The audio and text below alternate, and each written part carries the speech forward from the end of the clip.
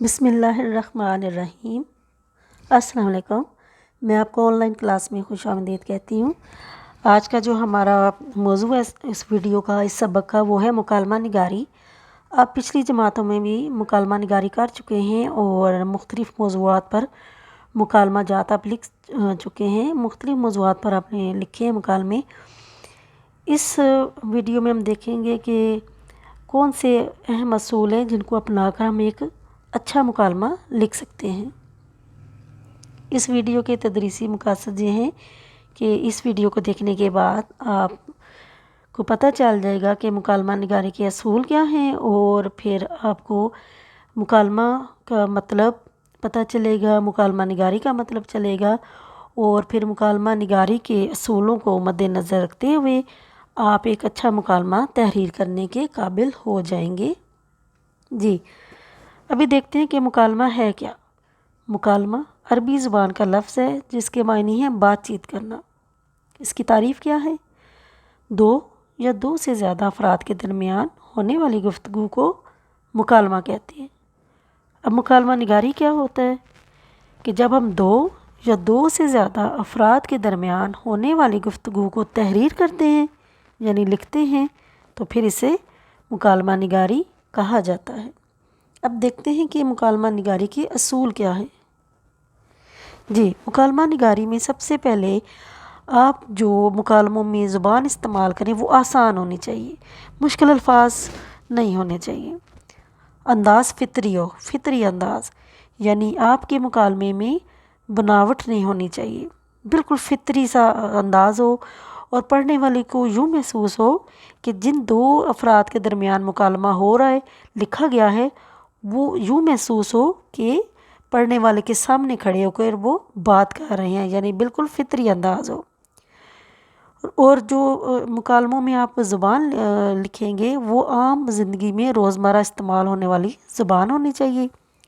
مدلل مکالمے، مدلل مکالموں سے مراد ہے کہ آپ کے مکالموں میں دلائل پائی جائے، آپ کے مکالموں میں دلیل ہو، یعنی اگر آپ کو مکالمہ دیا گیا ہے کہ یہ سچائی کے عنوان پر مکالمہ دیا گیا ہے تو پھر سچائی کے حق میں آپ کے مکالموں میں دلائل پائے جائیں تاکہ دوسرا کردار سچائی کی طرف راغب ہو جائے، آپ کے دلائل سے قائل ہو جائے، آپ کی بات مان لے اور وہ سچائی کی طرف راغب ہو جائے۔ کرداروں سے مطابقت، آپ کے جو مکالمے ہیں ان میں جو آپ کو کردار دیے گئے ہیں، آپ کے مکالمے ان کرداروں سے ان کا گہرا تعلق ہے، ان کی آپس میں مطابقت پائی جانی چاہیے، یعنی جس طرح کا کردار ہے آپ کے مکالمے بھی اس کردار کے لحاظ سے ہوں، اس کردار کی مطابقت ان سے رکھتے ہوں۔ اور اس میں آپ نے یہ دیکھنا ہے کہ لحاظ، ادب، مروت آپ کے مکالموں میں یہ لازمی ہونا چاہیے۔ کوئی غیر اخلاقی لفظ، کوئی بدتمیزی، اس طرح کے الفاظ یا مکالمے وہ اچھا اثر نہیں چھوڑتے۔ اچھا مکالمہ لکھنے کے لیے آپ کے کرداروں کی زبان بہت شائستہ، سلجھی ہوئی ہو، اور ان کے جو مکالمے ہیں کرداروں سے ان کی مطابقت ہو۔ ربط اور تسلسل، ربط اور تسلسل سے مراد ہے کہ آپ کے جو مکالمے ہیں ایک مکالمے کے بعد جو دوسرا مکالمہ ہے وہ آپس میں جڑے ہوئے ہوں، ان کا آپس میں تعلق ہو۔ یہ نہیں کہ ایک مکالمہ آپ کچھ اور لکھ رہے ہیں اور اگلا مکالمہ آپ کچھ اور لکھ رہے ہیں۔ مثلاً اگر آپ کو سچائی کے موضوع پر مکالمہ دیا گیا ہے اور ایک کردار کہہ رہا ہے کہ سچ بولنا اچھی بات ہے، یا کچھ وہ سچ کے بارے میں کہہ رہا ہے، تو دوسرا کردار یہ نہ کہے کہ ہاں جی صبح کی سیر بڑی اچھی بات ہے، یہ بے ربط ہو جائے گا۔ ربط وہ ہے کہ بات سے بات نکلے اور ہر مکالمہ دوسرے مکالمے سے جڑا ہوا ہو، معنی کے لحاظ سے دوسرے سے جڑا ہوا ہو۔ مکالمہ لکھنے کا طریقہ کیا ہے؟ مکالمہ لکھتے ہوئے سب سے پہلے منظر کشی کی جاتی ہے۔ منظر کشی میں آپ کو جو موضوع دیا گیا ہے آپ نے اسی کے مطابق منظر کشی کرنی ہے، اور منظر کشی جو ہے وہ ہر ایک کی اپنی ذہنی سوچ اور صلاحیت کے مطابق ہر ایک بندہ لکھتا ہے۔ مثلاً اگر آپ کو طبیب اور مریض کا مکالمہ دیا گیا ہے تو آپ کسی کلینک کا حال لکھیں گے کہ مریض بیٹھے ہوئے تھے، اپنی اپنی باری کا انتظار کر رہے تھے، اور یعنی مکالمے کی جو منظر کشی ہے وہ آپ اپنے الفاظ، اپنی صلاحیت، اپنی سوچ کے مطابق لکھیں گے، لیکن منظر کشی جو ہے وہ مکالمے کے موضوع سے مطابقت رکھتی ہو۔ منظر کشی کے بعد دوسرا جو مرحلہ ہے وہ ہے دعائیہ کلمات۔ السلام علیکم، آپ کا کیا حال ہے؟ وعلیکم السلام، میں خیریت سے ہوں۔ یہ دعائیہ کلمات ہوتے ہیں۔ پھر اس کے بعد دعائیہ کلمات کے بعد آپ آ جاتے ہیں موضوع کی طرف، کہ آپ کو مکالمے کا جو موضوع دیا گیا ہے آپ پھر اس پر لکھنا شروع کر دیتے ہیں۔ مدلل، یعنی پہلے بھی میں نے آپ کو بتایا کہ مدلل سے مراد ہے کہ آپ کے مکالموں میں دلائل پائے جائیں اور آپ اچھائی کی طرف راغب کر لیں۔ یہ نہ ہو کہ خود ہی بھی لکھنے والا برائی کی طرف راغب ہو جائے، قائل ہو جائے، ایسا نہیں کرنا۔ آپ خود اچھائی کی طرف راغب کریں۔ مثال کے طور پر پھر وہی مثال دوں گی کہ سچائی کا اگر مکالمہ دیا گیا ہے تو آپ اس طرح جو ہے سچائی کے حق میں مکالمے لکھیں گے کہ آخر میں جو دوسرا کردار ہے وہ یہ بات ماننے پر مجبور ہو جائے کہ واقعی سچ بولنا اچھی بات ہے۔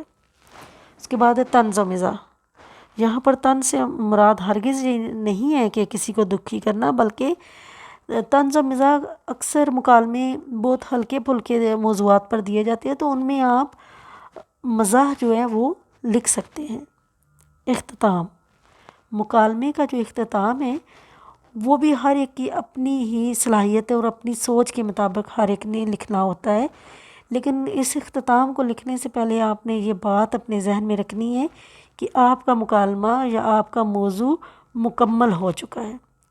نامکمل موضوع پر آپ یہ نہیں لکھیں گے کہ اچھا اجازت دو اب امی بلا رہی ہیں یا بستانی آ گئی ہیں، اس طرح سے نہیں لکھیں گے، بلکہ پہلے اس کا کچھ نہ کچھ نتیجہ آپ لکھیں گے۔ مثلاً سچائی کے موضوع پر مکالمہ دیا گیا ہے تو اس کا اختتام اس طرح ہو کہ جی آپ کی باتیں مجھے سمجھ آ گئی ہیں، جی آپ نے بالکل سچ کہا، جی سچ بولنا بہت اچھی بات ہے، آئندہ سے میں آپ کی بات پر عمل کروں گا یا آپ کی بات پر عمل کروں گی اور ہمیشہ سے سچ بولوں گی یا سچائی کو ہاتھ سے نہیں جانے دوں گی۔ یعنی اس طرح سے پھر آپ نے اختتام کرنا ہے کہ اس کا کوئی نہ کوئی نتیجہ بھی سامنے آئے۔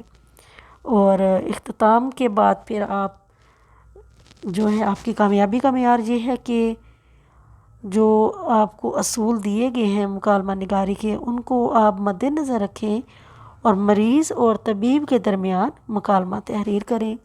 آپ کی یہ اسائنمنٹ ہے کہ آپ نے مریض اور طبیب کے درمیان مکالمہ تحریر کرنا ہے اور ہر ایک طرف سے 10 مکالمے ہوں، یعنی مریض کی طرف سے بھی 10 مکالمے ہوں اور طبیب کی طرف سے بھی 10 مکالمے ہوں، یعنی آپ نے مریض اور طبیب کے درمیان مکالمہ تحریر کرنا ہے۔ ابھی تک کے لیے اتنا ہی تھا۔ گھر رہیے، محفوظ رہیے، میں محفوظ تو سب محفوظ۔ شکریہ، اللہ حافظ۔